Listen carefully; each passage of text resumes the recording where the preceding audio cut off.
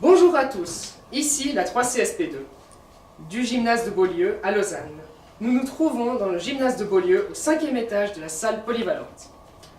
La lecture sera complétée par un apport PowerPoint avec des images du mythe ainsi que de la musique.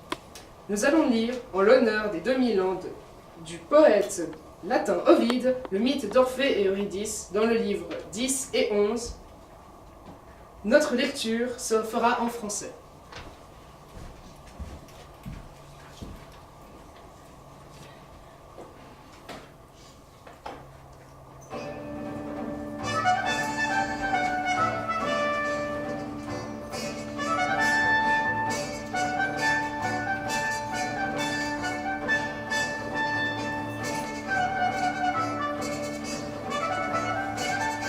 S'éloignant de là, enveloppé d'un voile couleur de safran, Hyménée traverse l'immense éther et gagne les rives de Sticone, tandis que l'appelle, bien inutilement, la voix d'Orphée.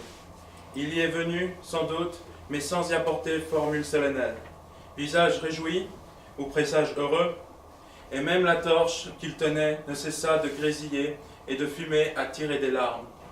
Il agitait sans en faire jaillir aucune flamme. La suite du présage fut pire. En effet, tandis que dans l'herbe se promène la jeune épousée avec son escorte de naïades, elle meurt mordue au talon par la dent d'un serpent. Le poète du Rhodope, après l'avoir beaucoup pleuré ici-bas, n'hésita même pas à aller explorer le monde des ombres et osa descendre vers le Styx par la porte du Ténard. Traversant foule inconsistance et fantôme honoré de sépulture, il rejoint Perséphone et le maître du lugubre royaume des ombres. Alors, accompagnant son chant des accords de sa lyre, il dit ainsi.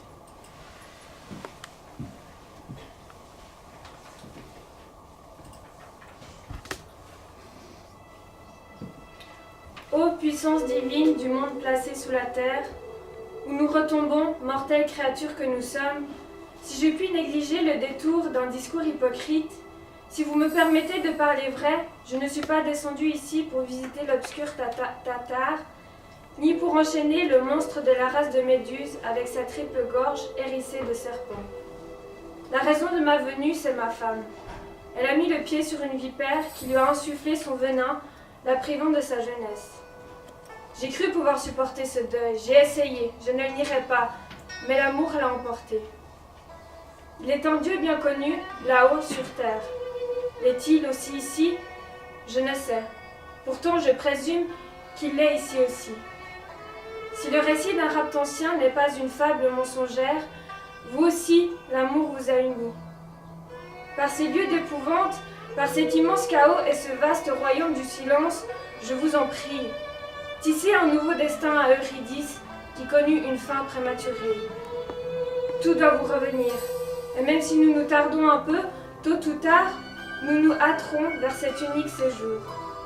C'est ici que nous tendons, c'est ici notre dernière demeure, et vous détenez bien la souveraineté la plus longue sur le genre humain. Elle aussi, lorsqu'elle aura vieilli et vécu un nombre juste d'années, elle sera sous vos lois. Je ne réclame pas un don, pas un usufruit, mais un usufruit. Si le destin refuse cette faveur à mon épouse, je ne veux pas, c'est certain, m'en retourner. Jouissez de notre mort à tous deux.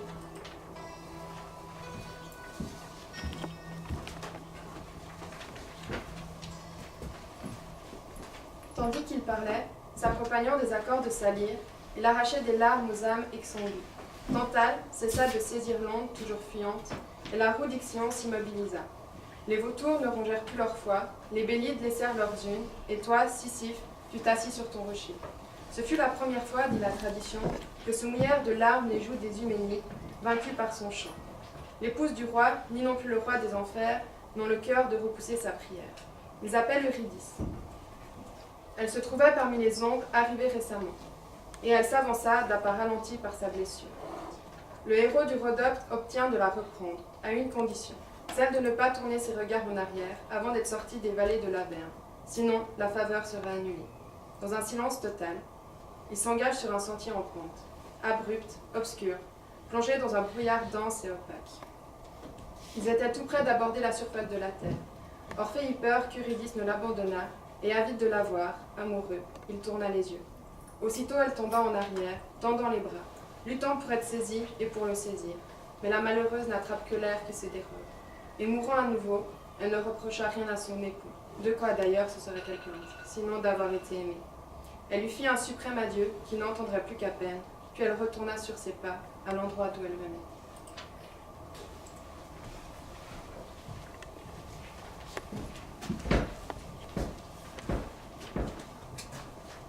Après cette seconde mort, Orphée resta tout aussi interdit que l'homme qui fut effrayé en voyant le chien à 3 têtes. Dans celle du milieu portait des chaînes. La peur ne le quitta qu'avec sa nature première, quand son corps fut pétrifié. Malgré ses prières et son vain désir de faire une seconde traversée, Orphée fut écarté par le nocher des enfers. Alors, 7 jours durant, il resta assis sur la rive, négligé, sans recourir aux dons de Cérès. Pour nourriture, il avait son souci, sa souffrance et ses larmes.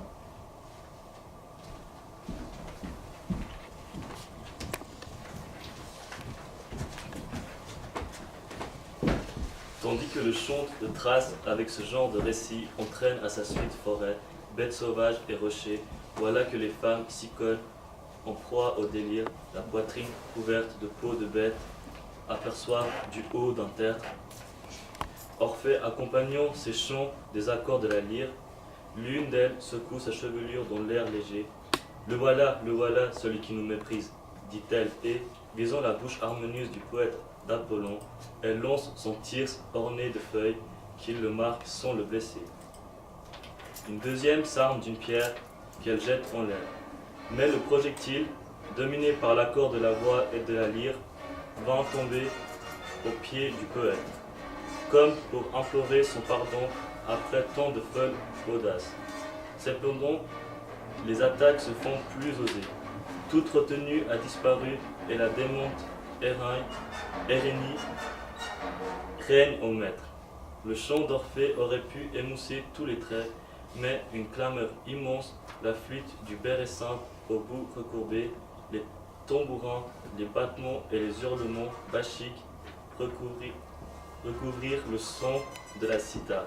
Et finalement, les rochers n'entendent plus le poète, devint rouge de sang.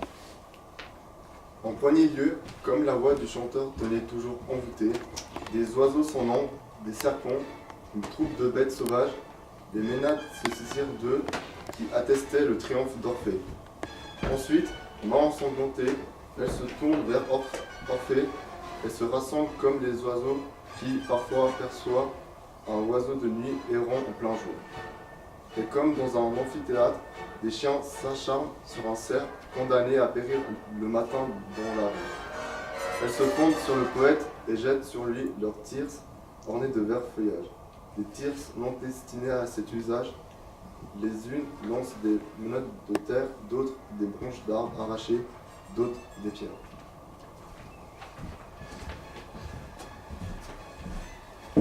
Ces sauvages s'emparent des outils, mettent en pièces les bœufs aux cornes menaçantes, puis viennent s'en prendre à la vie du poète. Il tendait les mains, et alors, pour la première fois, ses paroles restaient sans effet, et sa voix ne touchait plus rien, ni personne.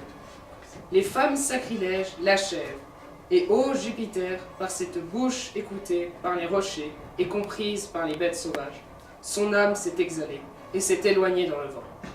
Toi, Orphée, les oiseaux affligés, la foule des bêtes, les durs rochers, les forêts qui souvent ont suivi ton chant, tous ont pleuré. L'arbre dépouillé de son feuillage, cheveux rasés, a pris ton deuil. Les fleuves même racontent qu'ils se sont gonflés de leurs propres larmes.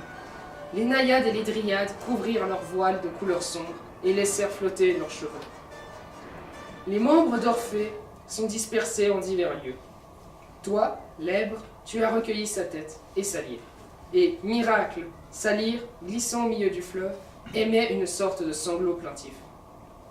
Sa langue sans vie murmure, plaintive, et plaintive les rives répondent. Maintenant parvenus à la mer, ces restes quittent le fleuve familier et prennent possession du rivage de la Métime de Lesbos. L'ombre d'Orphée se glisse sous terre, et il reconnaît tous les lieux qu'il avait vus avant.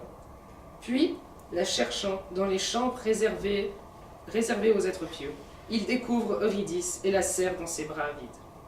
Tantôt, tous deux, accordant leurs pas, se promènent en ce lieu. Tantôt, il la suit et elle le précède. Tantôt, il marche le premier, et sans crainte désormais, Orphée se retourne et regarde son Eurydice.